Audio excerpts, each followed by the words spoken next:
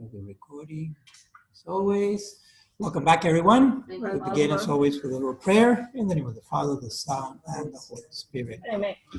Blessed Trinity, we love you, we adore you, and we thank you once again for all your many blessings, for the gift of life, for having us here today, and for the capacity and the privilege of going deeper and deeper into your teachings as it regards bioethics, the application of the basic fundamental principles that you give us, Lord, through your wisdom, to the issues of daily life with regards to human life, precisely human life, and the environment as we come toward the end of this course and the program.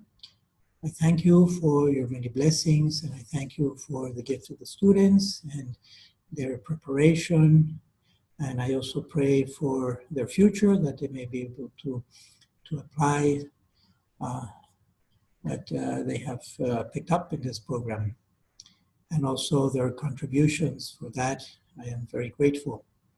We pray, as always, for those who are in most need of your divine mercy at this time. In the name of Christ, our Lord. Amen. Father, Son, and Holy Spirit. I don't know what the thing was about. Maybe it was Claudia. No, it was Okay. Janet. Okay. Oh, Okay. Yeah. Well, I know they have difficulty in Homestead with the. They always have difficulty with the internet. But at least the video is available. Okay, I think I'm recording. The little dot is pressing. Good.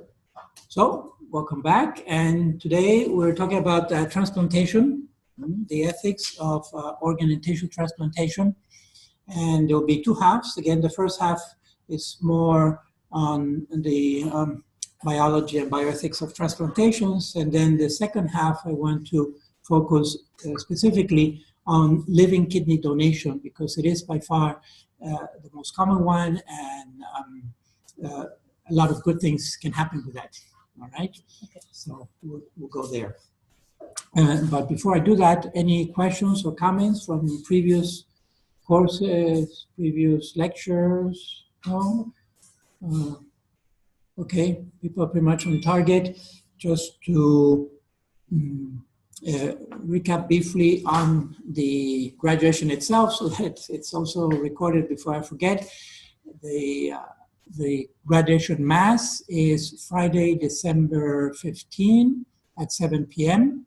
in our chapel here on campus, and everyone is invited to come, of course, and to bring as many guests as you want. All right, so that's open for everyone.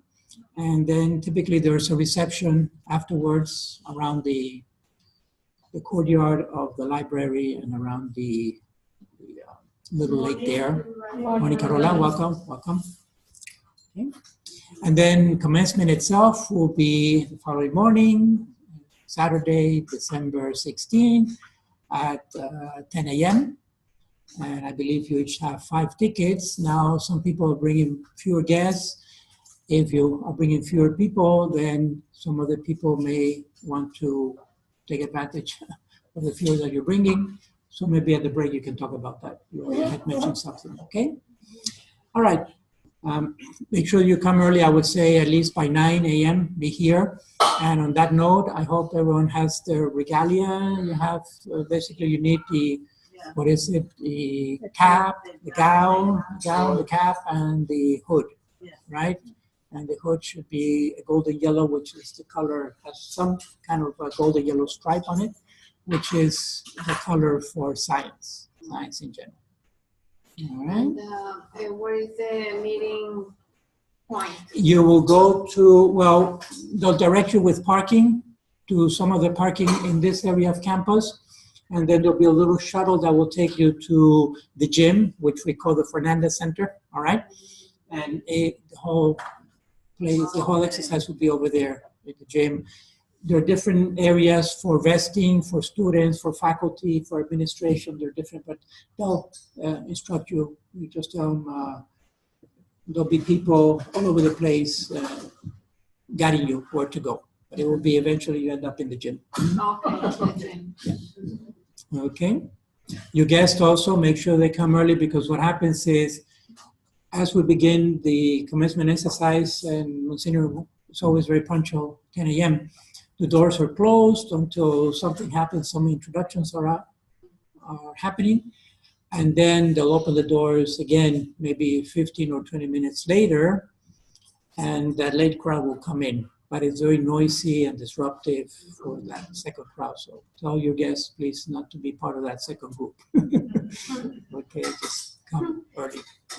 All right? We hope and pray for good weather and stuff like that. Oh, yes. So again, let me see. What I'll try to do is, once I vest, I'll go over to the student section and try to find you, try to stick together. All right?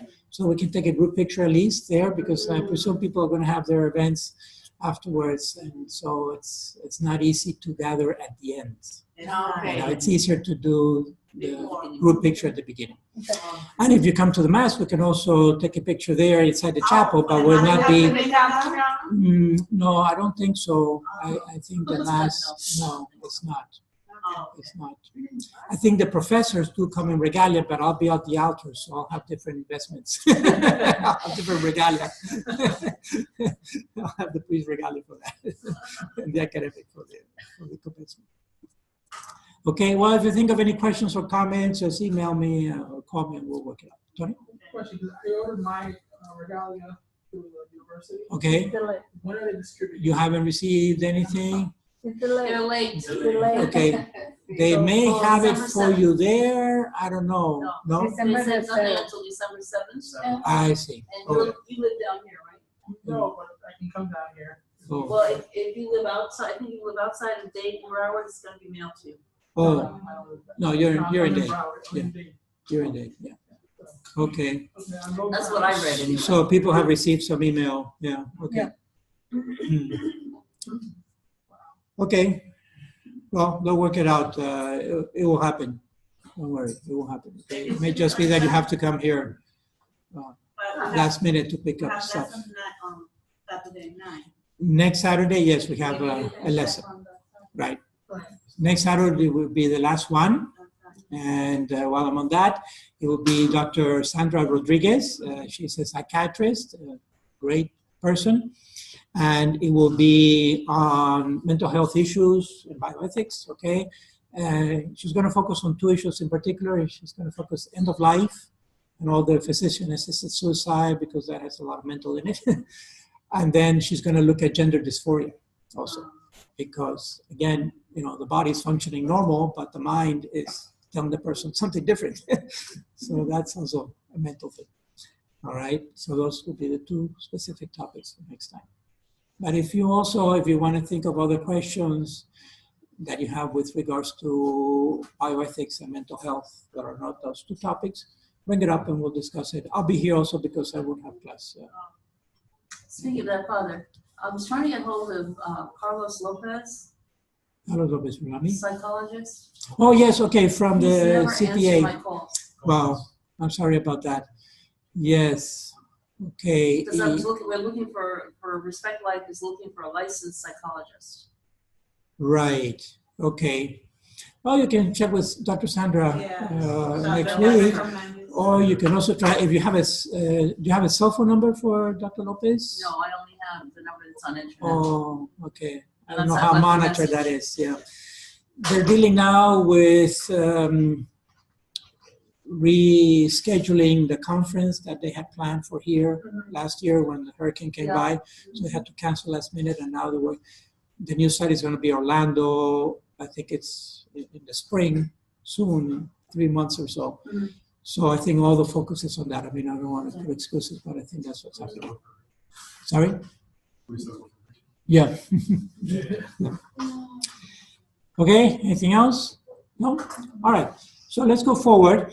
In transplantation, there are a number of bioethical issues, of course, but before we do that, we have to cover a little bit of the basic biology of what's going on. All right, first of all, some definitions. Is that large enough font? Yeah. You can see it? Yeah, okay. All right, so what do we have? We have the, there are three types of transplants according to who is the donor, all right? If the donor is self, they're called autograft or autologous. If the donor is another person, living or dead, then it's an allograft. And if the donor is an animal, then it's a xenotransplantation because it's between species, two different species. So it's a little technical, but you'll be wondering, well, what can we get from other animals? Typically is the heart valve from pigs, which has been going on for decades now. And I guess they isolate, I don't know the details of the biology, but I'm assuming that they just isolate that, the valve itself, and are able to wipe it out immunologically somehow, right? So it doesn't, well, the recipient still has to be on immunosuppressors, but it's compatible. Apparently the pig heart is very similar to the human heart, right? Yeah, in volume and capacity and so forth. Okay, so that's kind of the basic terminology. And you'll see, by the way, you see autologous increasingly now with stem cells, right? Which that's why we have to make distinctions. So if someone tells you, well, how about autologous stem cells? Are they ethical or not? Depends. What does it depend on? If it's for the own body, or this is for the embryos that they take the cells. Right, okay. And they kill the embryos. Okay, so they haven't told you if they're embryonic or adult stem cells, but they're telling you they're autologous stem cells. So where do those stem cells come from? From the same person. For the person. From the self. These are pigs. From the self, from the same patient. Okay. Anybody's cells. The same person's cells are going to be used. Exactly, from one part of the body to another part of the body, okay? And the typical thing is bone marrow, for example, but other sources of stem cell in the body, all right? So sometimes you don't see adult or embryonic to make the ethical distinction, but you see autologous. So that's automatically a check, provided what? What should be in place for autologous? It's so obvious people forget. If I'm donating to myself, I want to do it knowingly, right? I have knowledge what's going on, so what do I need to sign? Consent. Informed consent. Informed consent. It's so obvious people forget, but informed consent would make it then ethical, all right? It's without consent, then it's forced, all right, which is unethical. So those are the trouble with it details, right? still is, by the way, that Mhm. it is still not really FDA approved. Right, so, exactly. So technically it's an experimental treatment. It's really experimental. And that's why the consent has to be informed. The person has to be told this may not heal you, this may go away in 3 years or in 2 months, all right? And that's what we're seeing typically when they're doing with stem cells for the pancreas, is that it works for a while, but then after a few months or a few years, they peter out and the pancreas starts losing functionality again, all right? Because it's still an experimental treatment, and those things need to be told beforehand, because then the patient may not want to go through it for whatever reason. So, point well taken. Moving forward. Okay, then we have the vital organs, right? So just to recap, we covered this back in some previous course, but to recap, the vital organs, they pretty much line up from the head down to the trunk, right? The heart, well, vital organ, which is excluded here, is the brain because it's not transplantable. Not yet. They're going to try that. Yeah. There was an article recently about In fact, yeah. Yeah. I think it's a head transplant. A head transplant, and exactly. So people call it a head transplant. When I was studying my other doctorate in Rome, moral theology, this was in the early 90s, my mentor there, Dr. Klaus, Father Klaus, he wrote an article on head transplants, precisely the morality of head transplants, the possibility, okay? You can think of scenarios, traumatic Or the classical one would be maybe brain,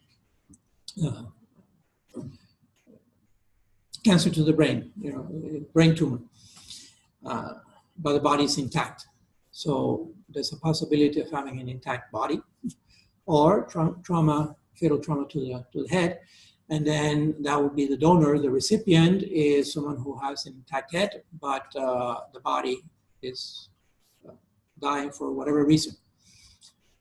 But his argument was, people think of head transplant, right? Because it's the smaller of the two parts and so forth. But really, existentially, ontologically, where is the person residing? In the head or the body? In the head. So it's a full body transplant is what it is. In other words, it's the head that's receiving a body. It's not a body that's receiving a head. Because the body is the accessory to the head. The body is there to maintain the head functioning, right? What does the head need? Nutrition, oxygen, blood flow, right? So the body is providing life, sustenance. The body is the vital system of the head, okay? And the head is coordinating that for sure to make sure that it gets what it needs. But really, technically, it's a body transplant. It's a full body transplant. So it's an extension of individual organs. It's a full organ. It's a complement organ transplant instead of individual organs. It's a different perspective, and it may ease the ethical analysis. Here's a mind, here's a person whose body is dying. Why could that person not get a new body? And then we add robotics to that. The perspectives get better and better for doing it clinically. Okay, we got really ahead of ourselves here. But that's all right. It's not the first time, and I'm sure it won't be the last time. Once again, the vital organs that are transplantable, all right? Heart, kidney, liver, lung, pancreas, intestine, some section of the intestine, thymus. I've heard that maybe the stomach may be transplantable also. Have you heard that? Recently. Yes. I'm not sure, but I think so. Okay. Yeah, okay. So that may be added to the list here. And the most common, of course, are the kidney, the liver, and the heart in that order. For living organs, again, kidney, liver, and lung. All right? No living heart transplants. Even though I did see some headline recently, but it's kind of a twist. Yes, I have my issues with the heart. Right. Okay, so that's going to get to the definition of death, right? Yeah, and so we're looking at either cardiac death or brain death. We'll get there. Okay. Okay, we're okay so far. Tissues also can be transplanted, quite a few of them. Bone marrow, tendons, cornea, skin, heart, valves, nerves, veins, and then the stem cells from the cornea or the musculoskeletal system. Also, it's not considered a transplant, but really a blood transfusion. Even though clinically it's a transfusion, biologically, blood is an organ.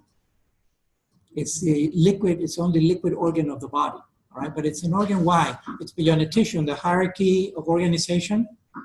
Remember, cells with similar function form tissues. Tissues with similar function form organs, and then organs with similar function form systems, right? Systems with different functions form the organism. But look at that transition from tissue to organ. The blood has tissues, has red blood cells, it's a tissue, white blood cells is another tissue, platelets is another tissue, all right? They're integrated into the blood system, and so technically blood is considered an organ. It's the only liquid organ in the body. And therefore, a transfusion can be seen from the biological perspective as an organ transplant. But clinically, of course, it's seen as a transfusion. Anyway. Tissues may be frozen and banked, all right? But organs need to be fresh. And the average lifespan, average for cadaveric organs, is 24 hours after death. All right, so it's basically a day, window of a day. Then it depends on the organ. It also, this is very subjective. It really depends on the health of the donor and so forth, and the health of that particular organ from the donor. But that's basically the window. So you can see that it's a quick thing. It has to be quick. There's people on the list for years. I have a friend precisely who just, he got 2 years ago, he got a heart transplant. He was on the list for 10 years. I'm going to see them this afternoon, actually, celebrating a birthday, but it's a new life for him. You know, he was down to maybe 15, 20% on the heart. Just walking the stairs was a chore. He could only do that like once a day, all right, when he came down from the bedroom in the morning and when he went back up at the end of the day. The rest of the day, he spent with his family on the ground floor. Now, the other day we went to visit him, and he's Colombian, so he was dancing merengue or something, which would have killed him 2 years ago, all right, from exhaustion. Okay, so it's possible. But the window is very short. He got the call, and they had to be there, and then overnight they prepped him, and the following morning, early, he had the transplant. All right, so now let's get a little bit into the immunity issue, right? Because the big thing is rejection. Technically or biologically, that organ for the recipient is going to be a foreign object, and therefore the immune system is going to go on high alert and try to attack it and kill it and destroy it. So you can think of it as it's a massive insult to receive an organ, a live organ from another person, because even though it's the same species, it's a different individual, and the immune system is very, very specific. Okay, it's very like a fingerprint, very personalized. So they do some testing, the matching scale, serotyping. In other words, they test the blood system, and what will happen eventually is that the recipient, if he or she qualifies for the transplant, will be put on immunosuppressant drugs, right, to lower the immune system, and it's a balancing act. You cannot suppress the immune system 100%, because then what happens to that patient? Right, they become a bubble patient, right? They'll be prone to any infection, just touching a doorknob, anything. Breathing air, we're breathing bacteria and viruses and fungi spores right now in and out of our lungs, okay? So they have to have some immune system, but it cannot be fully activated, because then it will destroy the organ, the transplanted organ. So each patient, there's a scale, there's a whole panel that is done, and that's what it's called. It's called a panel reactive antibody level, PRA for short. The PRA score is what the transplant surgeons use for prescribing the dosage of typically Prograf and Myophoric, other medications that will tone down the immune system but not suppress it fully, right? Okay. Please, doctors and nurses, stop me and correct me if I mess it up. Well, there are more so far, so good? specific cells within the immune system. Yes. That are more related to react against any transplants and right. So the T, there's T and B. Right, TMBs and the killer cells, right. So the T are the more in charge of rejection and some of the more specific to depress, decrease the reaction. No? Right. So that's part of the specific immune system as opposed to the generalized, right? We have two kinds of immune system, basically. It is.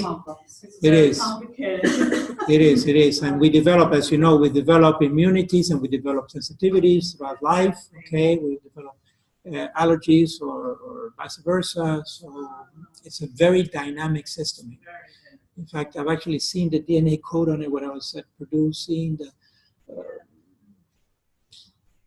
kilobases and kilobases of code ready to be activated for the specialized immune system, just waiting to produce a specific protein, an antigen-specific protein you know. And they are related to the nervous system. You know that there is now a part of the science that is called psychoneuroimmunology. Psychoneuroimmunology. Exactly. They say those three systems work together, and there are some neurotransmitters that activate the immune system. So that's why, for example, a person who is in a stress situation can develop an allergy. You know, in that moment, or can develop the suppressed immune system.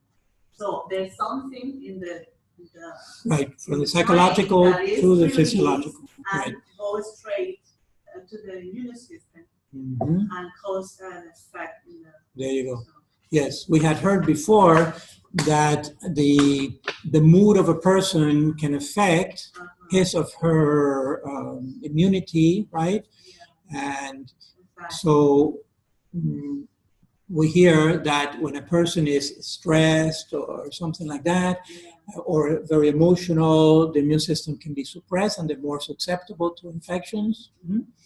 And we also hear the converse, that a person who is very well spiritually and emotionally living a psychologically healthy life can also have a better immune system, right? It's more immune.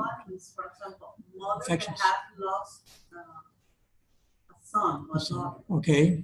The Grief. guilty feeling for years. Long-term guilt. Difficult, develop pancreatic cancer. My goodness, wow. Yes. Okay, then, right, so that's in the tripod, the third link in the chain, so from psychological to immunity, and then to cancer, because there is also apparently a relationship between the immune system and susceptibility to cancer, to different types of cancer. We fight it every day against tumoral cells. It's our immune system that, and though not tumor suppressor cells, they are, killing all the cells that which are there, that's part of the function of the immune system. Tumor suppressors. If something happens, so we are more prone to develop any type of cancer. See? So that's in long term, this happened, they say, at least 5 years after. Really? They studied with the mothers, they lost. So this is it was a 5-year study. 5 to 10 They were years, tracked. they can develop at what specific cancer. So this is very interesting. Amazing. And another thing that I read that's very interesting, they did a study, they took people watching Mother Teresa of Calcutta. Oh, yes? Yes. Her immune system must have been off the charts. Yes. And the hemoglobin A. Yes. And some specific, they mentioned yes. went up. No kidding. Just watching the love and the charity. Oh, really? Yes. From people watching her in action? Watching movie. Just a movie, huh? Oh, my goodness, wow. That is extreme. What went up? Immunoglobulins? Immunoglobulins. IG. Okay. Yes. Okay.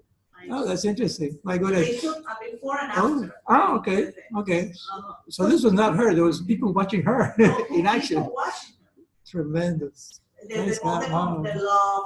And all, right? The empathy with what she was doing. It's tremendous. Very good. Part of this, while we're at it, is a big project that is going on now. And I confess that I'm not too familiar with it, but just enough to hear that it's going on, is the BRAIN project, which it's an international project with many different labs and clinical settings throughout the world. Analogous to the Human Genome Project from the 1990s. I remember in 1990 to the year 2000 was the human genome, to map out the 3 billion base pairs of the human genome, right? And that was a tremendous enterprise back then with all the sequencers that went on. So it's a project of that caliber, and what they're trying to find out is everything that can be found out about the brain, the human brain. Starting from the organic, biochemical level, moving up through all the layers, up to the psychological. And I really don't know, just kind of thinking out loud now, if there's also a spiritual component to that project, because somehow the conscious, where's the conscious going to reside? Not necessarily in the liver or the heart, like we say the heart, but the heart is really biological, it's a pump, right? Which, if it resides anywhere, it resides in the brain. So Anyway, that's a project that is long-term, and all these things will be feeding into it. All right, let me move forward here. Then the PRA is what is used for establishing the immunosuppression dosage and all that, and the compatibility for matching the donor and the recipient. If the PRA comes up high, then it means that the person has been sensitized and has had prior exposure to some kind of transplant or transplant effects, all right? It could have been a blood transfusion, or pregnancy can do that also. Yeah. Mm-hmm. So people who are sensitized, patients who are sensitized, then have a higher risk of rejecting the transplant. All this to say that it's a science, and it's also an art, right? Okay. Moving forward now, let's talk a little bit about dominoes. Domino transplants are becoming more and more common, especially for the liver, for the kidney, precisely because of trying to find the right match for the recipient, okay, for the patient. Before we go to liver, which is the most common one, the kidney, let's look at a case of heart-lung transplant, double transplant. This would be cystic fibrosis. CF is a genetic disease that is inheritable, and it becomes chronic. And it has to do with cells that produce mucus, typically inside the lungs, but it can also happen inside the digestive tract. And I think the pancreas also can be affected by CF, right? Okay. And it's long-term. They produce excessive mucus, and they have difficulty breathing, and they end up with lung complications. And I think the average lifespan is about 40 years of age. Between 30 and 40 is a low lifespan expectancy, as opposed to it's about half, less than half of the general population. So it's a very poor prognosis, okay, for cystic fibrosis. But it's because it's specific typically to the lungs, then a lung transplant, a double lung transplant would do it. But it turns out that it's easier to replace the lungs with the heart. They're so close together first, structurally, the whole chest cavity is lungs and heart. And so just overall, clinically, it's easier to transplant the whole inside of the chest, if you can think about it. All right, and then just to do the lungs. Okay. Therefore, but the heart of the CF patient may be fine, healthy. So how do we justify excising a heart that is healthy, right, with its concomitant risks? It has to do with the overall picture that it's a better outcome to do this. And that's, the justification. But the recipient, then, the patient with a good heart, will receive so this is what happens. When the patient receives the full transplant, heart and lung, his or her good heart can go to a patient with a heart transplant. Okay, so this is the case. All right. It was in the back of my mind. That was a case of a living heart transplant, living donor. And this is it. The living donor typically is very specific to a CF patient, all right, who has a good heart, but will go to a person with a bad heart. But if the heart of the cadaver is bad, so they don't replace. Right, exactly. So typically specifically for cystic fibrosis patients, they look for an intact chest of the donor, all right? Which again, typically can happen is, we were talking about traffic earlier, and I know some of the students who are motorcycle riders, and they tell me, yes, Father, we are transplant donors, we're transplant donors. I mean, this is the mentality of the youth, right? Because traumatic injury to the head may leave the body intact from the neck down. All right, and now we have a dead person, but from the neck down, they're intact. And so that would be the classical case of both lungs and a heart transplanted. Follow? Right? Okay. And this actually happened at Stanford Medical Center last year. So you can punch this in and look at the more details if you like to, but this is actually the case of a living heart transplant. There it is. You see? But it's also a domino because there are one donor and two recipients, right? The CF patient and the congestive heart failure patient. Two donors. One donor. One donor. The traumatic head injury is a donor of a intact chest, right? Exactly. Is going to the CF patient, but then the heart of the CF patient is going to the congestive heart failure So patient. Each donor. Yes. The heart is a good heart and it's alive. Two donors. No. Oh, okay. Yes, thank you. That's right. Two donors. It is. You're right. I was saying the CF patient is a recipient and a donor simultaneously. Right. It's both. Yes, you're right. So it is 2 donors and 2 recipients. You're right. And that's why it makes it a domino, precisely, because it's the whole chain, right? Okay. So that's why they're getting very creative with these transplants. They really are, and the technology is there now. So why not, right? As long as we can do the ethical analysis on it. Is the first recipient aware of that then? The first recipient, yeah, of course. Everybody has to be aboard. In fact, that recipient, that donor recipient, the CF patient, informed consent, right? Right. And I would presume it's a double informed consent Exactly. to receive and to donate. But that's Absolutely. wrong. There's no way they can do it legally without that. Exactly, absolutely. At least not here, okay? Yes. So far, thank God, it's not legal here. Okay. What else do I have here? Okay, the domino kidney is far more common. And they're getting very creative on this, but basically the idea is to find the match, to find the right match. All right, so the simplest case is 2 pairs. You have a donor who is willing to donate, okay? But the recipient, there's no match between those two. So the donor, but then there are 2, there's another donor recipient pair, let's say, and they don't match either. But it turns out that donor A is a match for recipient B, and donor B is a match for recipient A. Okay, so they switch the couples.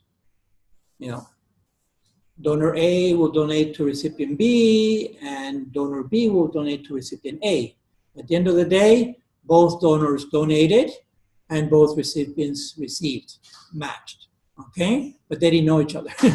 It's done anonymous. They only knew their own pair, but they didn't know the other, because these are targeted donations. Or they can also be fully anonymous donations. Fully anonymous. Yeah. But it's really hard, the kidneys, because Sorry? my aunt, Mm. in my family, it's a lot of people that has RH negative. Oh, okay. So she has only half kidneys. Mm. And Half meaning one of the 2? yeah. Okay. So nobody in her family can donate. Mm. In my family, 3 can donate, but nobody can donate to her. Mm. Because The RH factor. my maybe. brother has a what's the name? Yeah. Una cosa que te da, una enfermedad. CMV? No, de niño le dio Oh, polio? no, una cosa que Something as a de child. hígado, no sé cómo se llama. Oh, hepatitis. Ajá. Hepatitis. My sister is low the weight. And Oh, okay. my another sister has a problem in the heart that cannot donate. So they don't So qualify. She cannot. Right. Sorry. They And don't. it's really, Mm-hmm. they try and Yeah. try and try, and Yeah. we are the only ones. Yeah, that's right. We'll cover that when we get into the second part with the living kidney transplant. We'll get into all those details Yeah, and that's particularities. But we're getting very creative about this to see if they can match. They can find a match. Okay. All right. But In principle, the best match is within the family, because that's where in principle you find the highest compatibility. Generally, okay, but not always. Okay, so domino effect, we understand the principle of it, and the biggest one today that I know of, looked a little bit this online, is 60 domino kidneys, okay? 30 and 30. 30 donors and 30, yes. It blew my mind when I read this. It was back in 2012, and it involved 17 hospitals here in the US, across 11 states, all right? So these kidneys were being flown back and forth, all right? The patients were all in situ in their own towns, their own cities, and it took 4 months to complete, which is astonishing when you think about it, all right? So this fellow, Rick Lusamenti in California, heard about donating a kidney from a stranger and got excited about it and wanted to do it. Just an altruistic, it's called an altruistic anonymous donation, right? Donate a kidney and keep on living, and you save someone else's life. So he did that, and it turns out that this team of doctors throughout the nation, so the kidney goes into a registry, all right? And there are two agencies. I'll show you the agencies also a little further down, but one agency is the one that registers the kidney with all its biochemical fingerprinting, and then finds a match. And then there's another agency that does the allocation, matches to the recipient, all right? So these are registries that are national registries. And what happened was he started the chain, and this was all planned beforehand, all right? And it was like clockwork. It was amazing. It required a lot of rigor, because if anyone, so the idea was that you line up 30 patients and 30 people who were willing to donate, okay? But the recipient was not a match. But there was another recipient on the list who was a match.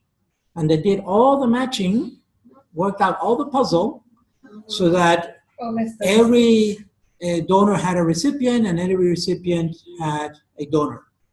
But the donors were not the people they knew, they were anonymous, okay? Because the people they knew was going to someone else on the list.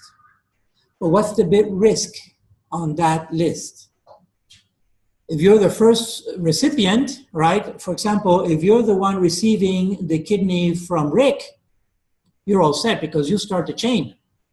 But then the person who was going to donate the kidney to you has to donate it to the next person down the line, right? But they don't know that, do they? They don't know that person. They don't know the person, but they know that they're in the domino.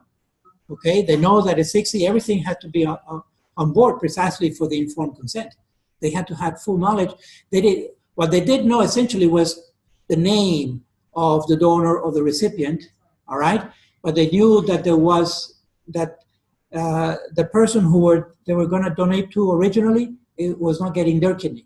They were getting someone else's kidney. But the issue is, as you go down the line, if anyone pulls out of the draw, let's say 10 down the line, you know, so here is patient number 10 got their kidney. But now, so that person is full and content, but the donor for that person number 10, donor number 10, Doesn't know that. no, they know it. They know it because it's their friend, it's a relative, they know. Okay, the pairs know about each other. But how about donor number 10 now? It's time for that person to divvy up and give his or her kidney to patient number 11, who is anonymous, whom they don't know, but their friend or their family got the kidney already from number 9. You follow me? No. You don't follow me. No. Okay, Rick is number 1. Rick is number 1. Okay, think of, Let me ask you something yes. before I start Yes, explaining again. yes, So the patient yes, is ill. yes, His kidney is not working. correct. So it's not, he's not donating anything. No, he's a recipient. Okay. He's a recipient, right? But then there's a healthy husband who wants to donate the kidney all right? Or brother or sister, better. It's a match in the family, okay? So just look at it this way. 1 to 30, numbers 1 through 30, right? I don't care if you want the donor to be A or B. The donor. Donor is B, okay? Donor is B. And the recipient, the patient with kidney failure is A, right? So you got 30A, 30B, 1A, 1B, 2A, 2B, 3B. All right? Who is Rick? Give me a number and a letter for Rick. Rick is a donor. Exactly. So he is 1B because Gloria wants the donor to be B. The donor is B. So Rick is 1B, all right? Ricky's kidney is going to who? 1A. To 1A. Theoretically. All right? Actually, there is no 1A. There is 2A and 2B. Okay. There's no 1A. Okay? But there's going to be an extra one we got to pick up at the end of the line. 1A is going to be at the end. Yes. It's going to be 31A. So, Rick's kidney is going to go to a patient on kidney failure who has a brother or sister who's going to donate the kidney to him or her, all right? But it turns out that that brother and sister are not a match. 2A and 2B are not a match immunologically, all right? But 2B is a match for 3A. And Rick, 1B, is a match for 2A, right? So it's like a ladder. Yeah, it doesn't matter who donate to who donate, that's all. Right, as long as there's a match. Yeah. Biologically, clinically, it doesn't matter. Clinically, But, they need the match. The only thing that matters is the match. Family make a conflict because I'm donating for my brother, but actually my kidney is going to be for my Anonymous, to whatever. someone else who you don't know, You have to all agree right? to that. You have to be a part of the. Yeah, but sometimes Yes, they didn't. yes. I think the issue is that they do know ethically and they split all the kidneys and nobody who knows. No, the system has to, because this is super regulated and the doctors, the clinics and all that, and the hospitals, that all super regulated and super supervised. But What do if they they call it? agree, what's the problem? It's at the level of the patient and the donor, Yeah, but who are human beings and they can pull out of this anytime because it's a free and informed consent. They cannot be forced. Let's say, just take it down the line one without getting complicated because then it repeats. Let's say the donor of Rick, or I'm sorry, the recipient of Rick, all right, that recipient, that patient on kidney failure, whom we're calling 2A, all right, 2A, okay. Let's say I'm that patient. Let's say I'm on kidney failure and I need a kidney, and my brother, I have one brother, he's not a match. He's willing to give me his kidney, but he's not a match, okay? But he's willing to participate in this, and I'm willing to participate in it too. So I receive Rick's kidney. Now I'm healed. Yeah. My brother then should follow up and get his kidney to 3A, right? To 3A. Next patient, whom my brother doesn't know, I don't know. All we know is that he or she exists somewhere in the US and is waiting for that kidney. What if my brother says, look, I only wanted to give it to the to my brother, right? Finish. My brother says, my brother has his kidney, we're good, we're out of here, goodbye. And so long. And by law, they cannot force my brother, Claudio, to give up his kidney. They're not going to anesthetize him and cut him up, right? So that's By the force. of the next person. So, and this risk was taken 30 times because every donor could have pulled out, all right? Any donor could have pulled out. Carola. The probability to be in this, I don't know, In this cohort, in this group, is yes. very high. So, for example, if I don't donate for some of my family and me so much, in that case, I would say I don't want to donate. But the no risk, the probability is higher than my sister, my brother can receive the organ. So Yes. it's like a game. Well, you can call it a game if you want, because there's a risk involved, but you're right, and thank you for bringing that issue up, statistics, and I'm sorry to mention the bad word. maybe one last time. Yeah, more. But it's true. You think about it. So, okay, so my brother's name is Claudio, and he was willing to give me his kidney. I'm on kidney failure. I've been on dialysis for 5 years, can't stand it anymore. All right. And, but we're not a match. So we're stuck. If we just stay with each other, all right, we're stuck. But if we're willing to participate in this, the system can guarantee me within the standard risk that I will get a match, all right, on the condition that my brother follows through, because there's a match for him. But still, once that happens, you know, and it doesn't happen, and the other thing is a sequence. My brother will not donate until I receive the kidney. And then he goes forward. So it's not, the donation doesn't go forward. Yeah, but that is like a contract. Okay. If you It are is. part of this Yes. procedure, you are Sure. obligated to do your part. Agreed. But Pilar, the contract, the obligation is an ethical obligation. It's an obligation in conscience. But if at all of these trials, all clinical trials, you see it, it's part of the contract actually.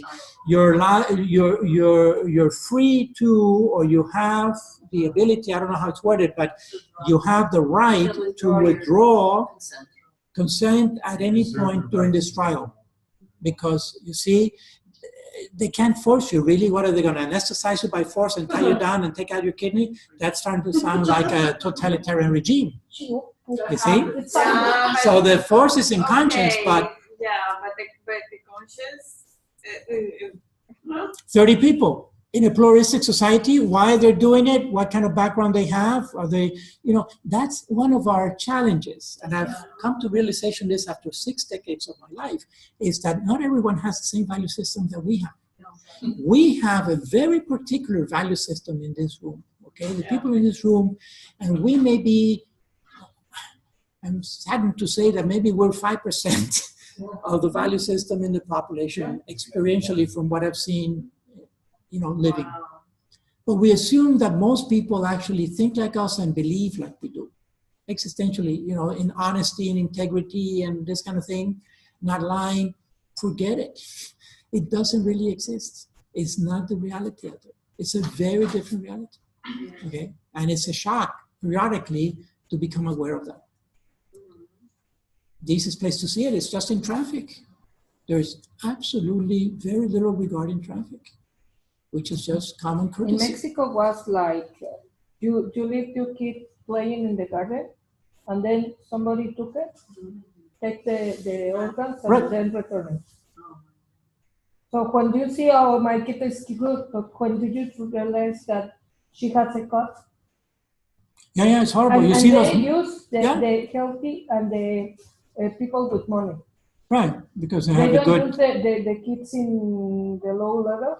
No, Right. they use the kids with the more rich people. sure, the Oh, well go nourished to the and garden to play, and then kidnapping, yeah, for organ, yeah, the black market is atrocious. Yeah, it's there. So if someone drops out of the chain, does that necessarily stop the whole event?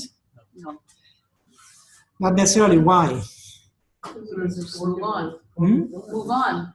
to Yeah, but next the matches are specific. Now that, yeah, The matches are specific, and it's all coordinated. well, the one that drops off for that match has to get, that one, the recipient also has to drop out. No? Well, but they do the transplant before the donor gives. All right. Well, the one who's supposed to, there's gonna be one who's not gonna get a donor as part of the system. Correct, but it's the person down the line, it's the anonymous person down the line, okay? And so they actually ran into that problem once.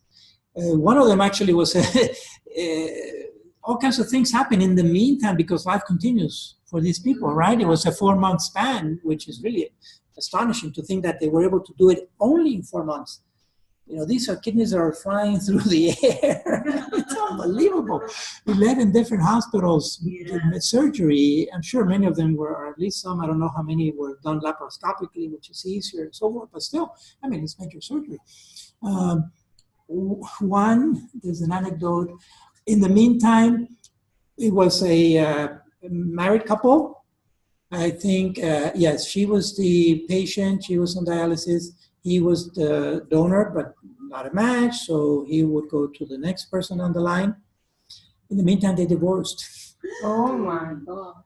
So why should he do this any longer, right? And he went through, he did it for the kid because they had a 2-year-old. That's really nice. So there was a motivation there, still something. But all kinds of life happens in between for these 60 living human beings. All right, so it was high risk. And then at some other point, I think someone did drop out, and that surgeon was able to find another match quickly to replace the donor. All right, so it's not to stop. But even if the recipient, what if the patient drops out? Maybe his or her donor doesn't want to follow through either. Okay, so it was very, very high risk. It happened. It's documented. And there it is. The last one, the last recipient was this fellow Don Terry at Loyola in Chicago.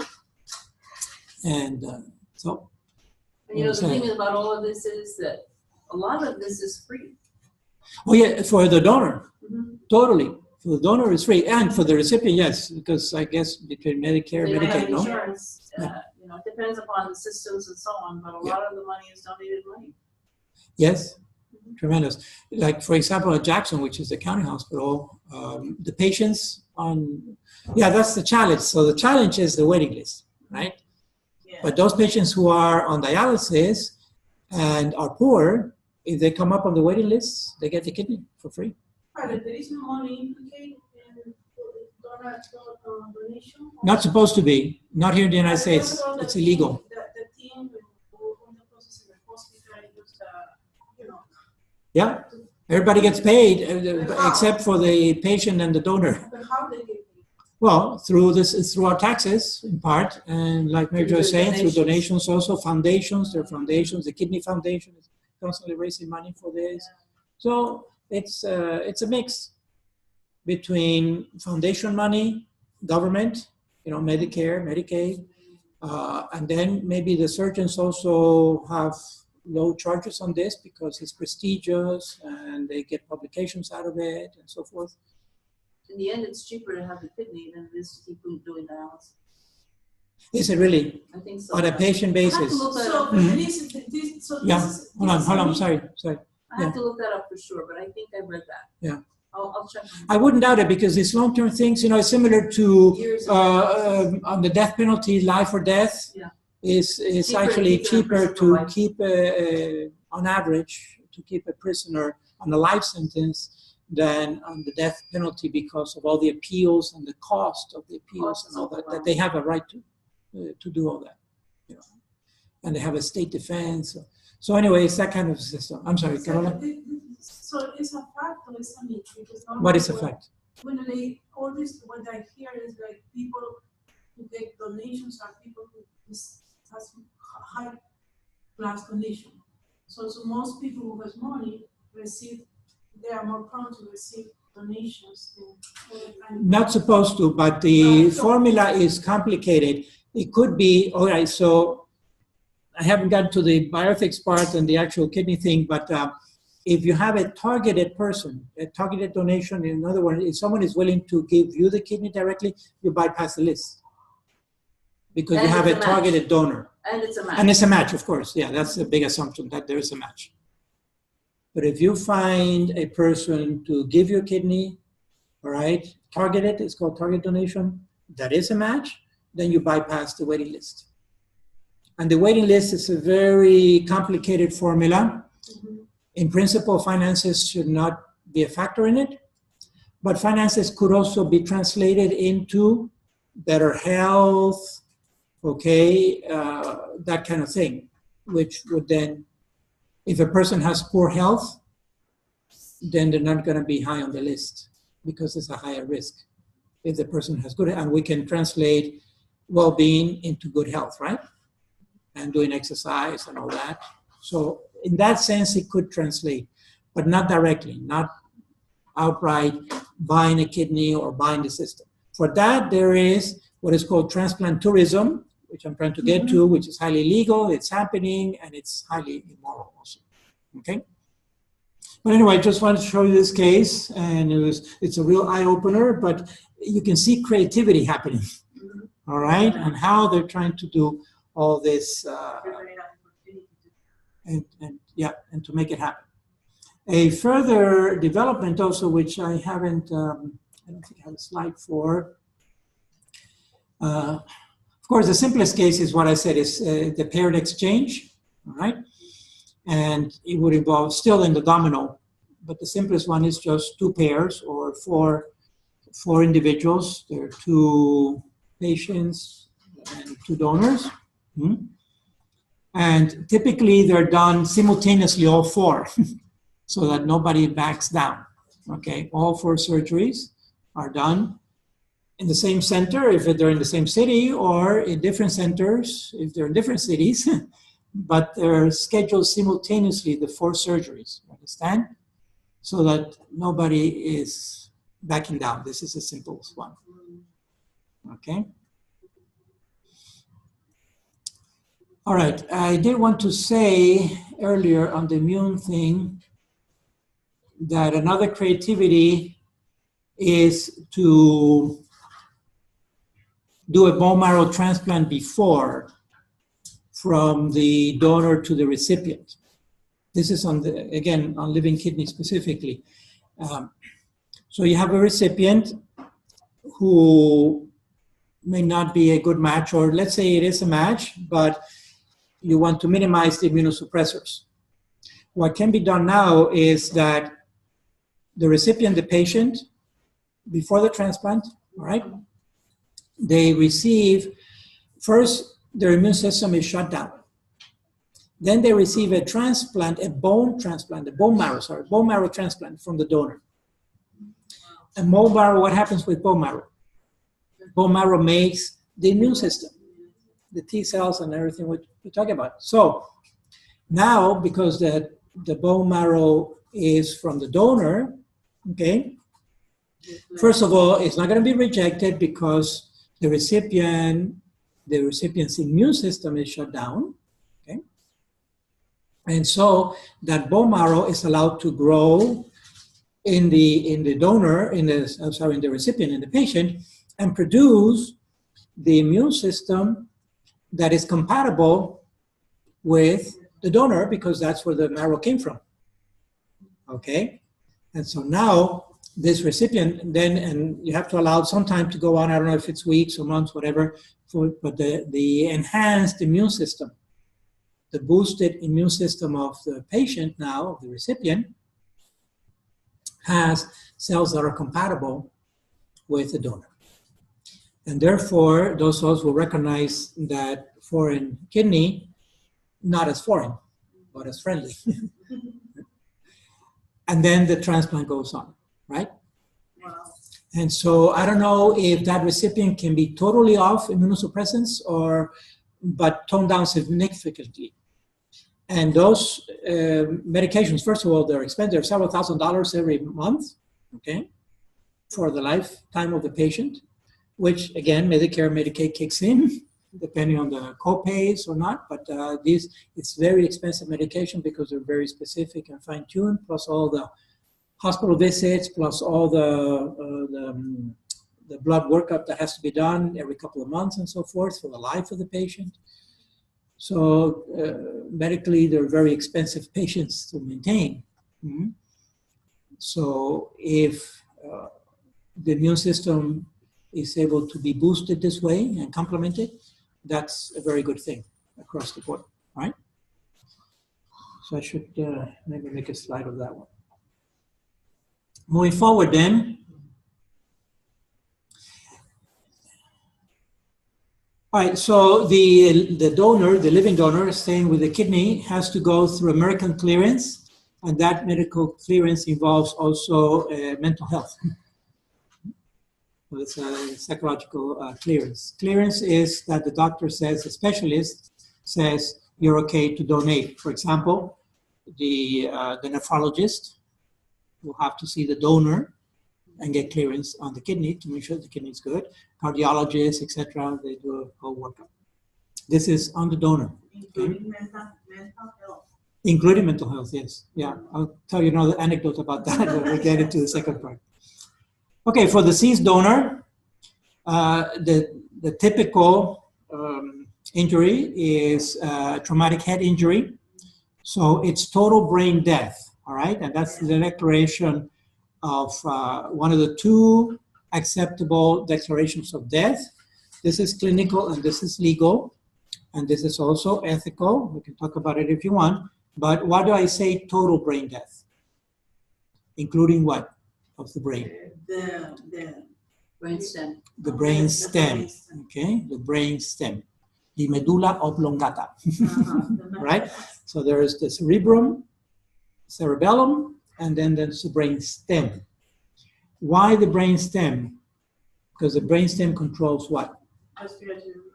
Yeah, it's the autonomic nervous system, which controls the involuntary muscles, including respiration, digestion, circulation, okay, the heart, the lungs, which are vital organs.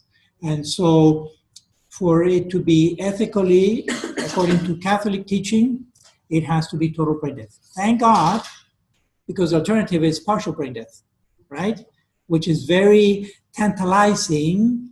Again, clinically, why? Because with partial brain death, you have a dead brain, cerebrum, but the stem is still alive, and the live stem is keeping the vital organs alive also. So clinically, it's very tantalizing to go with partial brain death because it's keeping the vital organs alive, all right? But since we don't actually know precisely where the conscience resides, all right, we're including the brain stem in our definition of brain. So we're looking at that principle of totality in integrity, and the bigger picture is the whole brain, including the stem. Okay? Therefore, but thank God the legal and clinical definition of brain death in the United States at least is total brain death. It is total brain death, okay? That was discussed early on, probably around the 80s, and the consensus for the medical community was, yes, we should include the brain stem. All right. Now, what happens now, the vital organs are kept alive with support, okay, in IV and ventilation. Vascular support, meaning an IV and a ventilator to keep the lungs going. But here, so we have, this is very important because this will have ethical implications. We're keeping vital organs alive, individual vital organs alive, but the individual is no longer alive. The individual person, the individual human being is no longer alive because that person is total brain death, dead, all right? So the person as a whole is no longer there. From the Catholic perspective, we believe and we assume that the soul has left the body. And now we have a cadaver, which vital organs are being kept alive with medical support. All right, so it's very important to be clear on this particular point, otherwise you're going to go into problems. And typically you go into problems with people who don't really know the basic biology of the brain stem. Also, if you didn't have the advanced technology, exactly, the person would not be, you couldn't maintain the cardiovascular system. Right, exactly. Like for example, it has to be heparinized, right, to some degree so that the blood doesn't clot, because immediately after death, well, not immediately, but within a few minutes and hours, the blood starts settling and separating and coagulating internally, and that's going to cause massive clots. And so that cadaver has to be heparinized so that clots don't happen. It's immobile. Once you're using the cardiovascular system to keep pumping the blood through the system,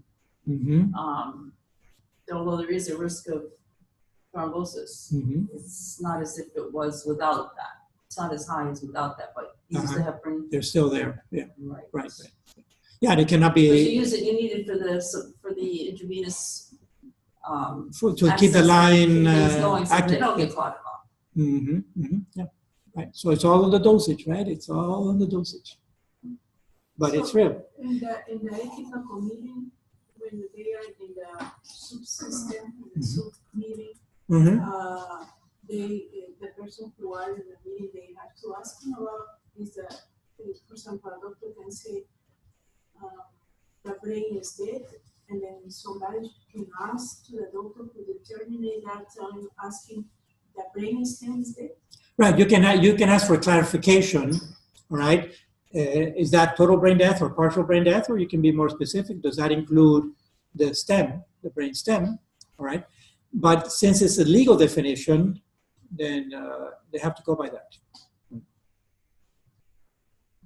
But it doesn't hurt to ask the question anyway, just to clarify. Okay, moving forward then.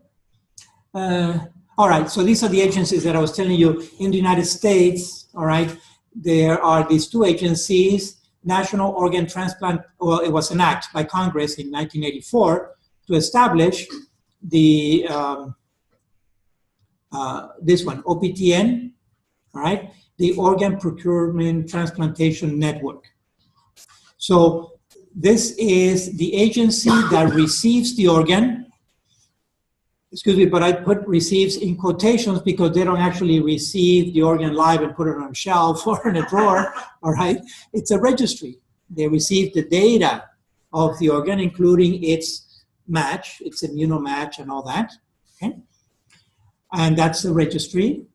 And then there is United Network for Organ Sharing, UNOS, that does the allocation. So UNOS finds the match. They have their own registry. So you have, if you can say, there's a recipient registry and there's a donor registry, okay? And those two agencies dialogue till they find a match. And these are kind of safeguards so that it's not the same hand, you know, dipping in and putting back into the tray again, all right? So they're two separate agencies. They have their own regulatory bodies and so forth, and the standards that they have to meet because this is by an act of Congress. And all this was done, like I say, in 1984. All right, so the criteria for collection and allocation, and finally, the targeted donation bypasses the waiting list, at least here in the United States. I understand it's a little different in Europe. It's part of that socialized medicine, that even if you have a targeted donor, you're still on the list because of the concept of a social conscience and the common good, which has a higher value than individual good here in the US. So in Europe, I understand that even if you have a targeted donor, you're still on the list. You still have to wait your turn. There's another thing that's happening in Europe also that makes it quite different from us, and I'll talk about that in a minute. Sorry? Well, you're going to get this. I'll send you the same. Okay, so we talked about quite a bit of this already as I was going along. Again, the determination of death to make sure that it's total brain death, including the brain stem. Informed consent or proxy consent if the patient is unconscious for some reason. There has to be informed consent, all right? Then payment is illegal, and therefore these are all altruistic donations. They're called altruistic donations. There should be no kickback or anything like that, even to the point, not even compensation. So on the part of the donor, for example, if the donor lives in another city, the system will not pay, the donor has to pay for his or her own transportation to the city of transplant and all that. The transportation and lodging and everything. The donor has to make arrangements so that there's no perception of having paid for that donation. So they won't even pick up the airline ticket or the hotel where the donor stays if the donor is in a different city, okay? So there doesn't want to be any perception of a payback to the donor from the part of the recipient or the recipient's family or anything like that. Because it's high stakes. And we know that in other places, of course, there is organ trafficking going on throughout the world. It's part of what is called the dark net. And on the dark net, very tragic. You can buy and sell just about anything on the dark net, including human beings, all right? of any kind and size. You can buy and sell people on the internet. It's called the dark net. It's highly illegal, of course. And governments are constantly getting in there to trap people, but that's where human traffic happens. And I heard from a case from a man from Poland. Yes.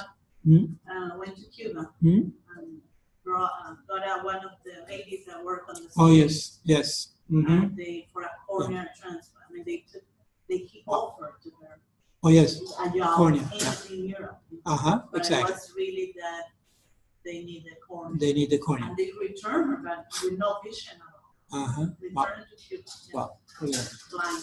So both corneas. Huh? Both? I think it was, I don't know. I don't know the story well. Yeah. No, and some people actually offer to sell their body parts, okay? Kidneys are offered. I heard that it's happening in Cuba. They can get some money for kidneys, anywhere from a few $100s to several $1,000s. They bring the offering eBay. Many years ago, when eBay first started, they actually listed an organ. And then eBay sent, well, obviously they removed it, and they codified it in their policy. They will not allow that type of a transplant. Exactly. Because eBay, I'm working with you here, but you can be in Bangladesh. Right, exactly. You could be the middle person doing the. This is when it first started.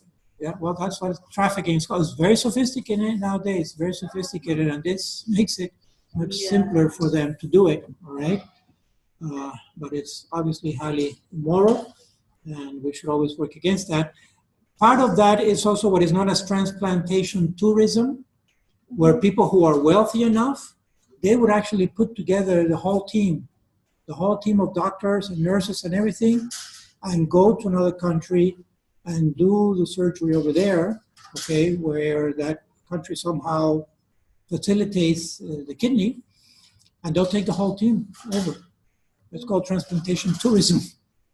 And that's what It's happening. Planned Parenthood was telling. Apparently, yeah, tissue, embryonic tissue, that's on the tissue level, yeah, but they also wanted to sell, and they were, I mean, this is so gruesome, it's revolting. They were getting more money for the whole baby, right? So they were doing abortion procedures that would abort the baby intact. It's revolting. But they've been caught on it, and I think that today they still have to land the lawsuit or the legal action. Still being litigated. That's where we're at. Finally, before we take a little break, I wanted to talk about this opt-in and opt-out, because our system here in the US, which one do you think it is? This is from the donor. Opt-in. As a donor, I either opt in or not, right? I decide, and typically if you want to be an organ donor, you put it on your license, but you have to specify it, that you want to be an organ donor. So the assumption is that the American population were not organ donors, okay? The assumption is that we're not when we die. But if we have it on the license, or we've told a relative or left some kind of indication, then that's opting in, that's opting to be a donor.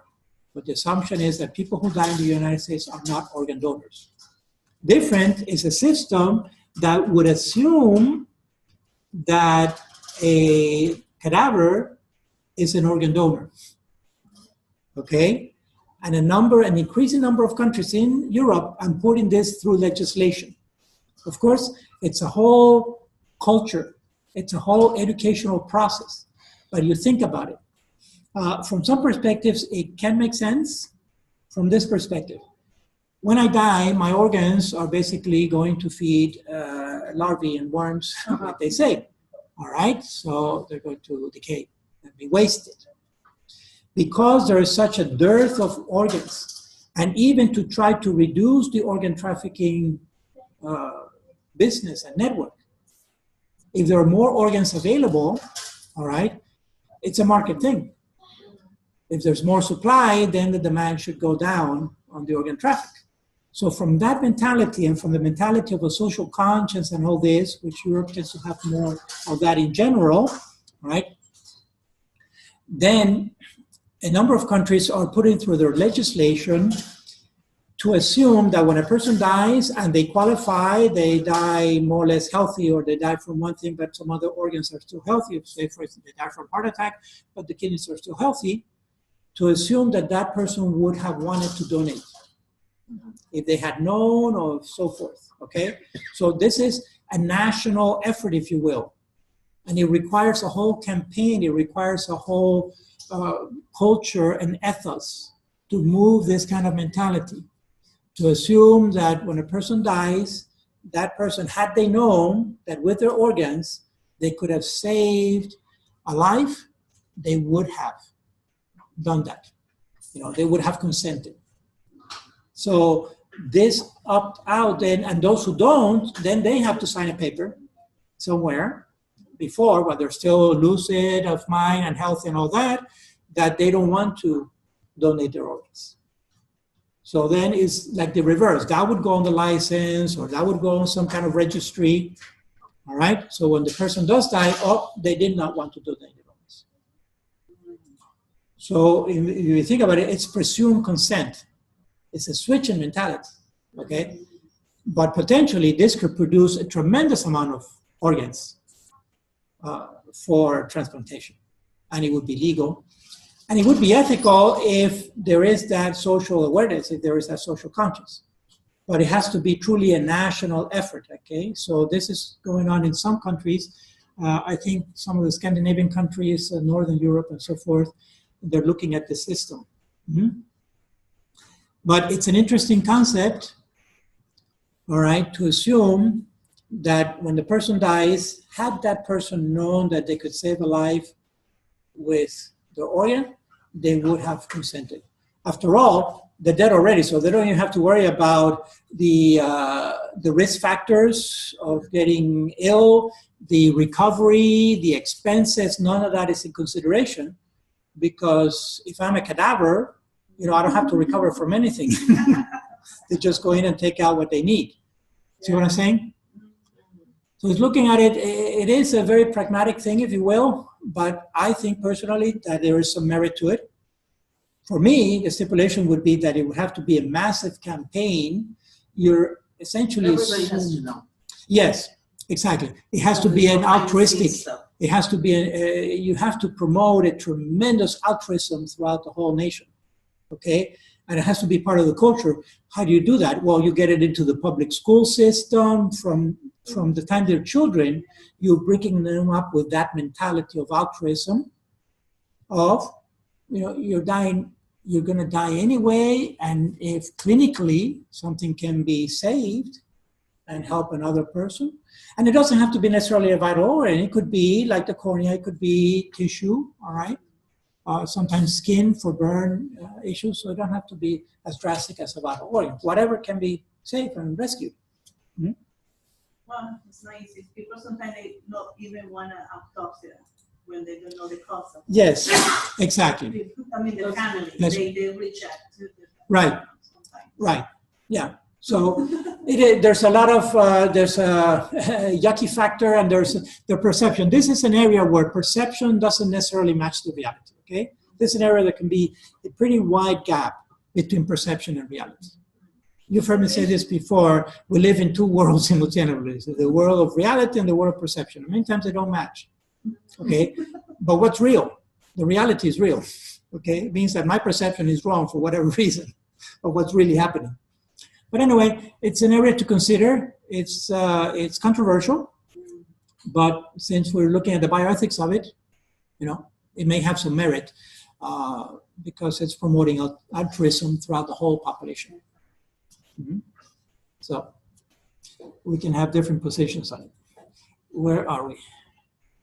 Okay, it's almost 11, yeah. And let's take a quick break and then cover that the case, specific case of kidney donation, all right, living kidney donation. But take a short break. Oh, yes, we have to do the evaluations. So I need to walk out of that. So it's my break. Let me pause this for a moment. I'm going to pause the recording. Okay, little dot is pulsing. Welcome back, everyone. And this is the second part of the kidney transplant. Thank you. All right, now I want to focus on living kidney donation, okay? Because it turns out that 10 years ago, I donated a kidney. And so it was to a parishioner who was in need. And I figured that I would try it because I had heard about living kidney donations and all this, but that was all theoretical. And I wanted to see if it could be real. All right.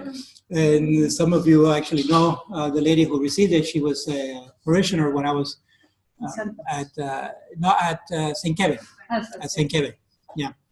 And her particular situation is that she was on dialysis, only daughter taking care of her elderly mother, so she needed to stay alive, even more so than I needed to. So we tried it, and her own mother, this talk about the immune system, her own mother was not a match because her mom was willing to donate, okay? But her own mother was not a match. Imagine that. And we are not related that I know of. We're not related. Wow. And, but we were a match, okay? And the match thing is, it doesn't have to be perfect match. It's a score, I think, from 1 to 4 or something like that, all right? And 3 is good enough. It doesn't have to be a perfect match, all right? If the match is within a certain range, then it can happen. But I wanted to talk just briefly about all the medical workup that goes into it, because, again, think of it, medicine is not going to endanger the life of one person to try to save the life of another person. So this has, and that's what Mary Jo said earlier, this technology has advanced to the point that there are certain risks, of course, involved, but it's a measured risk, and the benefit outweighs the risk, on average, statistically speaking, all right, from the cases that have been done. It was not always like this. If we go back to the 50s and the 60s, when transplantation was rare, it was just beginning, the rate of failure was much higher. And so that increased proportionally the risk, in the sense that you're going to be donating a vital organ to a person who likely is not going to survive, all right? Plus, even before that, there was the justification, how to justify surgery removing a healthy organ, right? Exactly, because it's a mutilation, right? I'm focusing on the donor, right? How to justify the surgery on the donor to excise, to remove a healthy organ, okay? The organ is not pathological, it's not causing harm to the donor or anything, so why remove it? Okay, what's the justification? Because of the principle of integrity, it was counterintuitive. But that integrity, up until that point, was seen as what we call a structural integrity. In other words, the actual organ itself. And the shift was to a functional integrity. In other words, focus not so much on the organ itself, but on the function of the organ. It happens that the kidneys are paired organs, just like the lung and the liver lobes, all right? There are several. And the idea was, if one kidney is sufficient to maintain the function of both kidneys, that's what is known as functional integrity.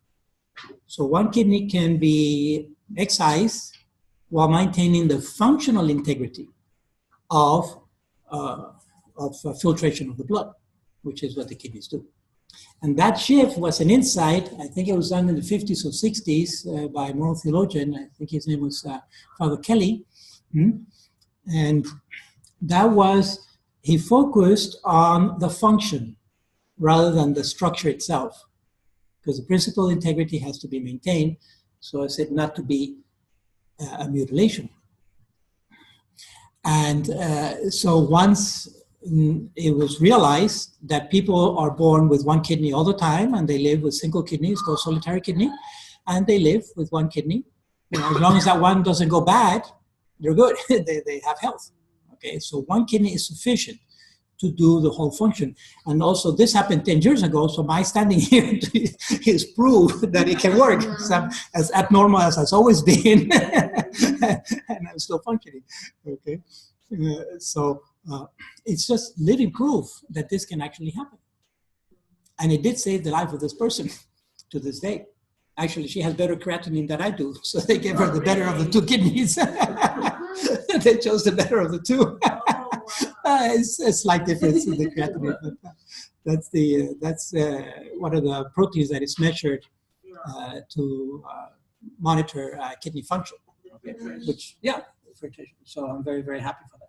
But I wanted to talk a little bit more in detail because obviously at this point, I hope you get the message that I'm promoting to consider living kidney donation, all right, for whoever. It may be you or it may be someone you know, and you can talk about it to them. And the idea is the following. There has to be a medical workup done on the donor. The donor has to qualify. It's not just any donor, okay? The donor has to qualify medically because they're not going to risk, again, medicine is not going to risk the life of one person to save another person.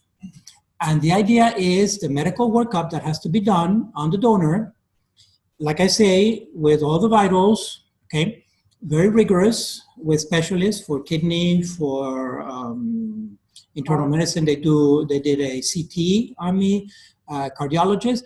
But the one that caught my attention, I expected all that. In fact, I'll tell you even more detail. This is how sophisticated it's gotten. By that point, I already had neoplastic cells in the prostate, which had come up in a biopsy, okay? And the urologist cleared me. So I brought it, I was living in Philadelphia at that time, and I remember specifically bringing it up to him because he had done the biopsy. I says, well, there are neoplastic cells. Neoplastic cells in the prostate, you know, prostate cancer for the men is like the breast cancer for the women, okay? It's the most prevalent and so forth. And what happens is, neoplastic cells can either arrest at that stage or continue developing into cancer. But typically the prostate is a very compact gland, and if the cells are toward the core of the prostate, it takes a while for them to get to the periphery, and that's the danger. Once they get to the periphery, they can jump to the circulatory system or sideways to the hip. The typical sequela for prostate cancer is then cancer of the bone, hip cancer, which then metastasizes and so forth.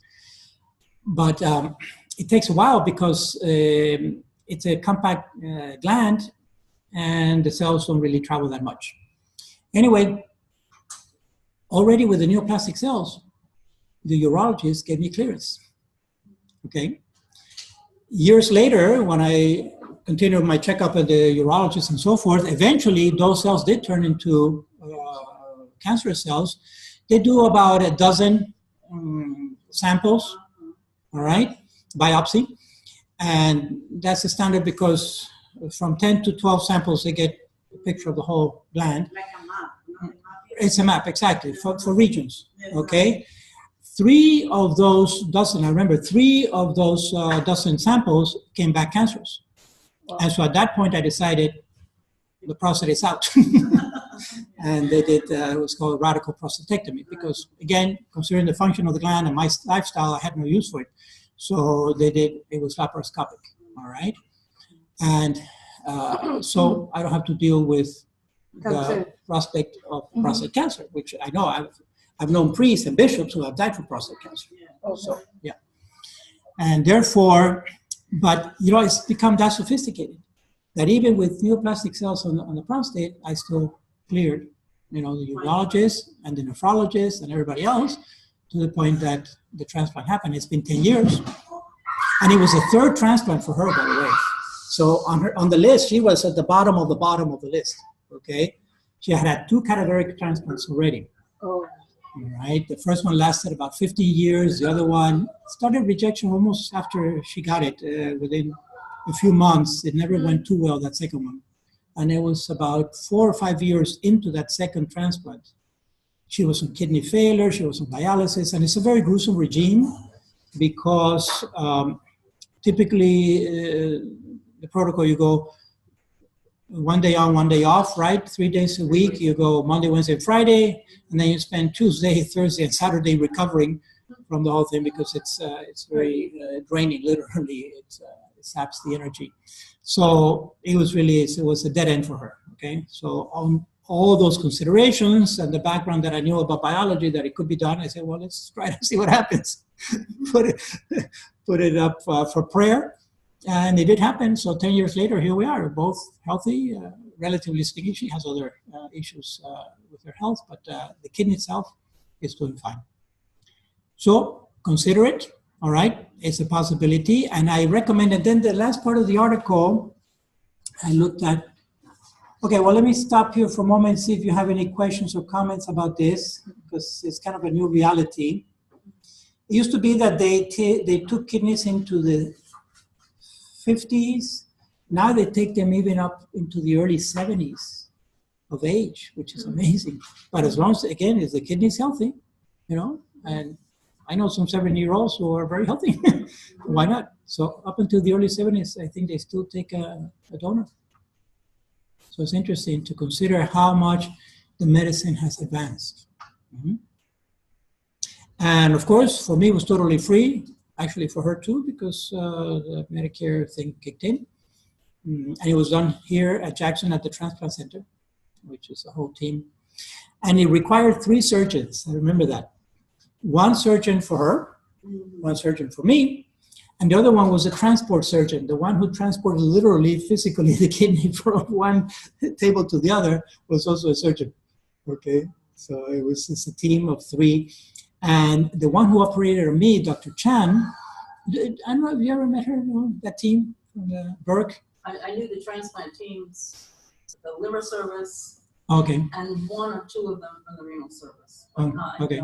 All right, it's a team they have there. It's been going for. They change constantly. Yeah, but what caught my attention, and mine was done laparoscopically. That's another thing. So there are 2 ways: the traditional cut from side to side, all right, or laparoscopically means that they put about 3 or 4 holes and they put tubing in there. They put one tube has a light, another tube. I think the light and the camera are together, integrated, and then another is for instruments and another one for gas. They blow you up, they put CO2 inside, they make a chamber of CO2, all right? And then they work. But it's actually safer and faster than the traditional cut. Much smaller. And I'll get to that. That was the punchline, how they take it out. Because most of the time of the surgery is actually spent cauterizing so they have little scissors that cut. First of all, the surgeon is actually working on a screen. Okay, he's looking at a screen like this, and everything is magnified 10 times. So it's a 10-time magnification. You can imagine everything looks huge, so little capillaries can be seen with plain sight. And so he's working there, or she's working on the thing, and the scissor, as the scissor cuts, it also cauterizes its sealing capillaries with ultrasound. I mean, it's amazing. The technology is fascinating. So there's minimal blood, all right? The most painful thing is really passing the gas, literally. The body, the peritoneum, the tissue has to absorb that CO2 gas passively and put it into the system, and eventually you pass it through the system, so the digestive tract. And that took several days. So you're bloated with this gas. That was the most discomfort thing. Had nothing to do with the actual cutting out of the kidney, all right? And the renal arteries and renal veins and all that. So they spend a lot of time just prepping the area. The very last thing, of course, is excising the kidney. And there, she had to go in physically, so they make an incision around the navel, all right, like a half moon around the navel. And it was critical that it was a woman because she had a smaller hand. And that incision only has to be the size of her hand to fit in there and to pull the kidney out, because the kidney is a little thing. It's amazing. So the female surgeon is on the donor because of the small hands. And actually, she's Chinese Jamaican, Dr. Chad. So bless you. Yeah, Orientals are also smaller. They're petite. So all these were advantages. Yes. So all that was it was a tremendous educational experience to go through all this. Mm-hmm. And my surgery lasted, I think, about 3 hours total. Her surgery lasted about a dozen hours because they had to they had to excise away. She had a lot of adhesions inside because of the previous two transplants. Which, by the way, for the recipient, they don't connect the kidney down there. They put it up into the abdominal region, higher somewhere, or the pelvic area, right? Yeah, it's a different place than the original. Yeah, you no, know. it's not the original. It's not the original place. No, it's just here. Okay. Oh, I see. And it's shorter. So yeah, because they have to use my ureter. So it's shorter. The ureter, the tube that goes from the kidney to the bladder, right?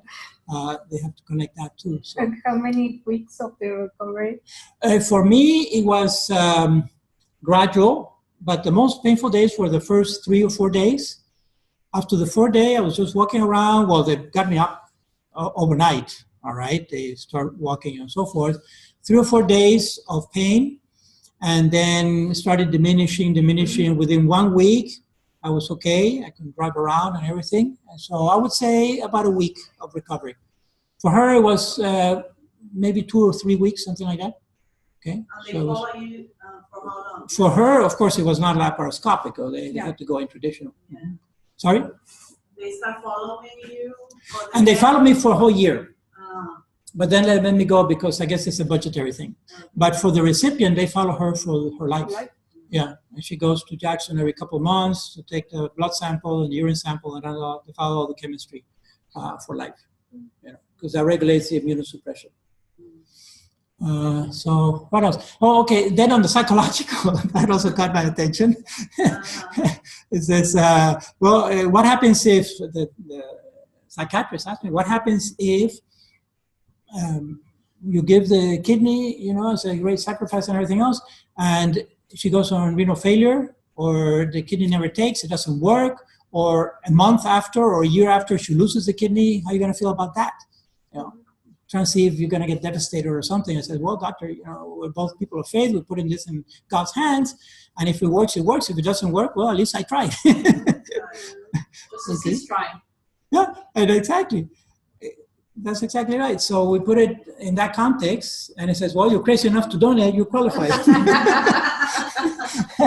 But yeah, you do have to pass that clinical, that psychological, which I thought was interesting and good, right? Because not everybody has the same value system, or put it in that context. Yeah. So anyway, that was the experience. And the last thing that I did have here on that article, because at that time I was full-time assigned to the National Catholic Bioethics Center in Philadelphia, because it was right after the degree from Purdue. So Archbishop Favalora has assigned me there, and that's at the national level. And the NCBC does a lot of consultation for dioceses, for Catholic hospitals throughout the whole nation. So in this little fold-out, it's a monthly publication, Ethics and Medics, this one. It's a publication, this is a reprint from the monthly publication. It's a 4-page fold-out like that, okay? And that goes, many priests and religious orders, sisters, they get this publication throughout the nation. So I figured I published this, and the last section here is on celibate donations, right? In particular, I was focusing this little article for priests, bishops, and religious brothers and sisters. Because, I don't know if you had a chance to read it, but I thought that as a subgroup, we were a particular cohort that had some special qualifications for it, you know, like not having to maintain a family of our own and so forth. And also, God forbid, if my kidney fails, I think that in general, if I ask the general public, someone might consider giving me a kidney and just keep going, all right? Whereas a private individual is more difficult. Typically, it's just family or close friends. So their range is much narrower and things like that. And I figured even just perceptually, going back to the world of perception, the first pedophilia scandal, I think, was in 2001, of the recent ones, because I was in Boston at that time preparing to go into graduate school, and it was a priest in Boston. I remember he was convicted, he went into prison, and eventually the prisoners killed him. Wow.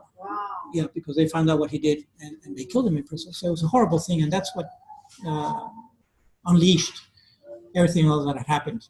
And I figured that this could be potentially something positive if it got out in the news, you know, to counteract a little bit of the negative publicity that was going out at that time, because it was not just in the dioceses, it was also in the religious orders, the monasteries, the convents, and all that, and the schools.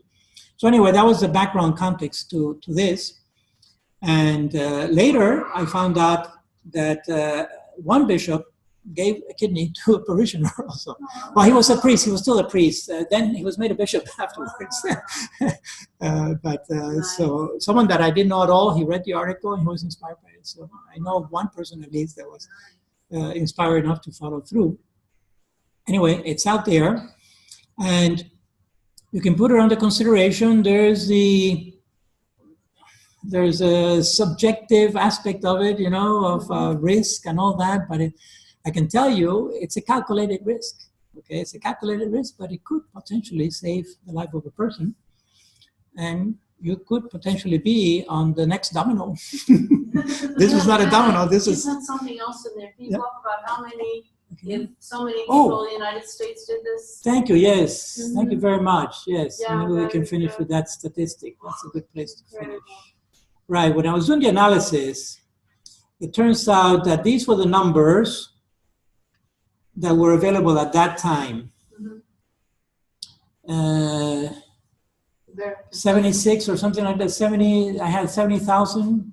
0.04% of the adult population donated one kidney. We would be able to provide all the kidneys needed for transplant in this country. Right.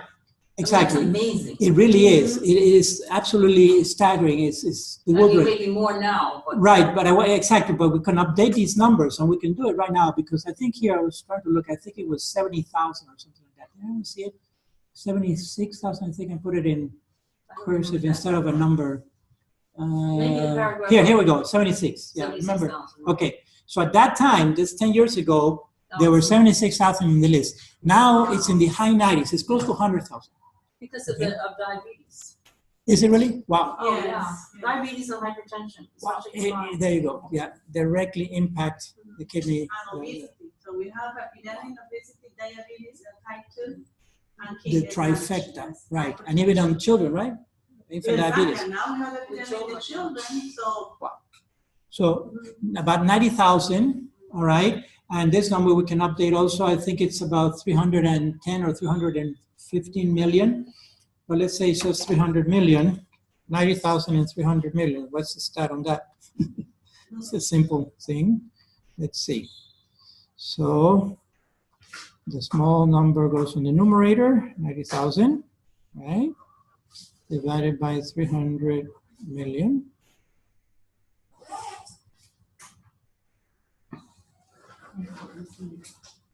300 million, yes? Yeah. 0.0003, okay? But that's the decimal. Percentage, we'll move the decimal over twice. So 0.03, 0.03%, okay? So 0.03% of the population. 0.03% of the population, less than 1%. Less than 1%. Yes. All you need is 1 in 1,000 people. 1 in 1,000, right? Because we cannot get a 0.3%, right? We need to round it up to the nearest whole number. 1 in 1,000 of the United States would wipe out that list. Okay, 1 in 1,000. It's amazing. And then the other stat is an average between 15 and 20 die every day. Okay, die every day for lack of a kidney. And the quality of life, that what you say. That's the other thing too. And the cadaveric, and the other stat, since we're into the stats, is for a cadaveric kidney, I think the average is about 7 or 8 years. For a living kidney is 15 to 16 years, so it's about twice as much because it's much healthier on the average, you know, than a cadaveric one. And so, I mean, it's just incredible. And that's why this opting out idea has this background to it. You know, it's a great urgency. There's a great need for the people who are really, I don't know if you know, Gloria apparently knows some people on dialysis. If you know people on dialysis, it's not a nice life. Yeah, no. And then if you add their particular circumstances to it, you know, they have responsibilities on top of that, and we just want to have a semi-normal life. It's very taxing, all right? So it's something to consider. It's within the context of bioethics, and when you're giving your talks out there, put it out there, okay? So 30, how many people per day? An average 15 to 20 die every day for lack of a kidney. Yeah. 15 to 20 people die every day for lack of a kidney in the United States. I'm only talking about the United States. And how many weeks do you have or don't work? Out of work, I think they gave me 2 weeks. 2 weeks? Yeah. It probably depends on the institution, you know, how much they give you. But I only needed 1 week, really. It may be, I know that I have good health, and I'm saying this in all humility. I've always been in sports and stuff like that. And I know, for example, my resting pulse, that's a sign, you know, of how healthy the body is organically. My resting pulse is about 50, which is very low. They say that athletes, I have like a, they call it an athletic predisposition. If you have a low pulse, because a good thing, because the average is what, about 65 or 70? 65, 75, right? 80. 80? Average, right? Average. Okay. So what happens if you have a low pulse, which is the heartbeat rate, all right? You accelerate your pulse, you accelerate into what is normal, to what the heart considers normal. So you're not really taxing the heart that much if you accelerate. You know, if you have a low pulse rate, you start exercising, you're not taxing the heart that much. Okay, so that's what they call an athletic predisposition. And I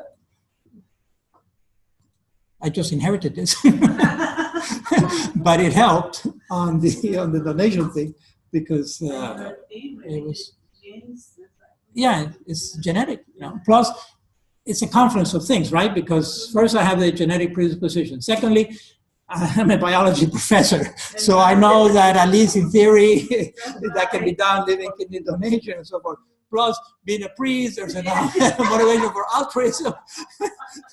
That's another trifecta. So that's it. I got my mistake in my license. Yes. But I didn't say that. Oh, really? I am a long time ago. So how do you get it off now? She asked me, and I said no. Oh, oh. My kid, he said no. They put yes. Yes. They forgot to put not donor. They forgot the not. Check. So you're in an opt-out system now. I want to change, Father, my license. Okay. Well, okay. It was providential. Just make sure your husband knows. You have it? You are, yeah? You have it. Okay, so you did you go to the same agency license? Oh, you did say it. Ah, okay. Okay. I am donor, and when I die, everything needs to be out. Yes, you are. Yeah. No, I will donate my body. Yeah. To the. Oh, to science. To the science. Research. Yeah. We did that with my But I have a friend, pero me voy a tener que esperar un año. Yeah. On dialysis. No, ella tiene un riñón que está fallando mucho. Yeah. Pero no me van a dar. So, oh, you mean it's a work issue? Mm-hmm. Yeah. Well, sometimes the medical team intervenes, and if you're in the UM system, well, it's UM Medical Hospital, it's a teaching hospital, so you have to explore the angle. Yeah. Okay, so basically that's what I have. This whole issue of transplantation, you can see, is big, interesting, complex, but again, if we're clear with the basic principles, the fundamental principles, should be able to apply the reasoning.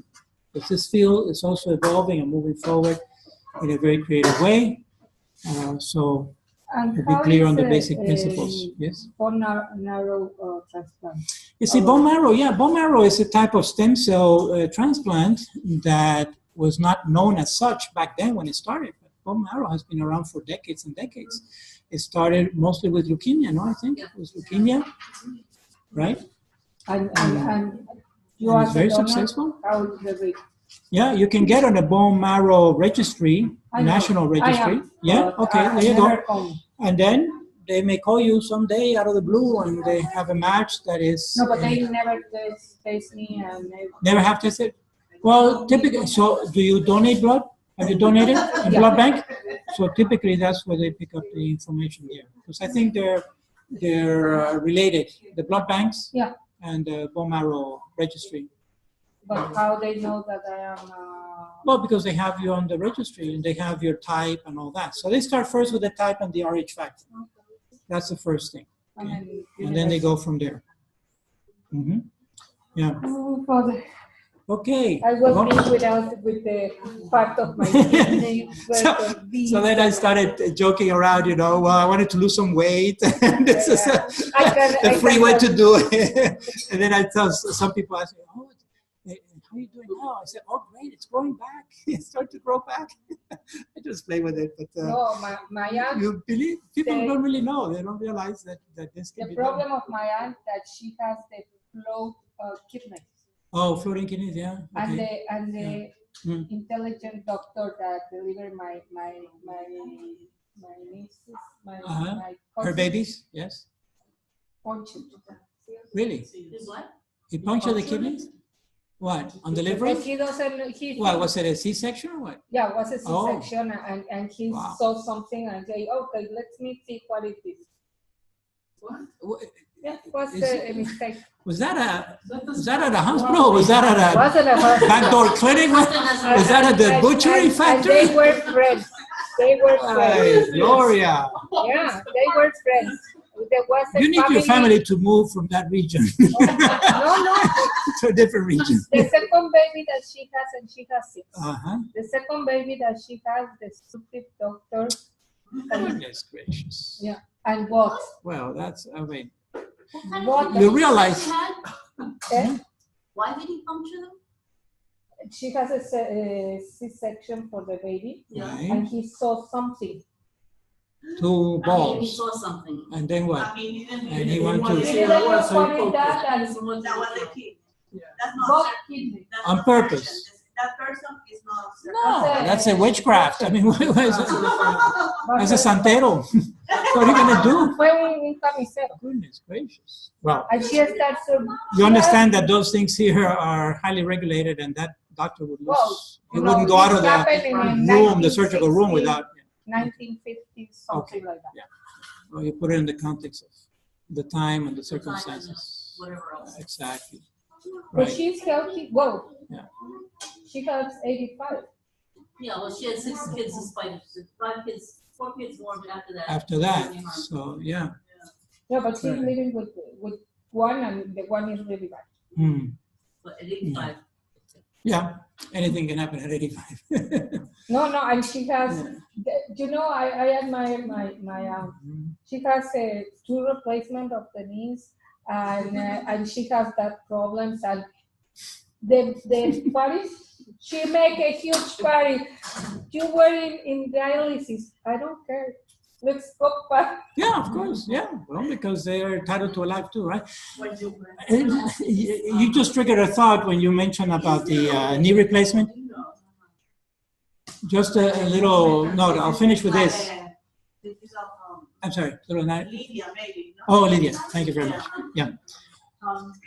Just yesterday, I was at a meeting with the Catholic Health Services, okay, the board meeting of Catholic Health, which is a very big enterprise in Miami, in the Archdiocese.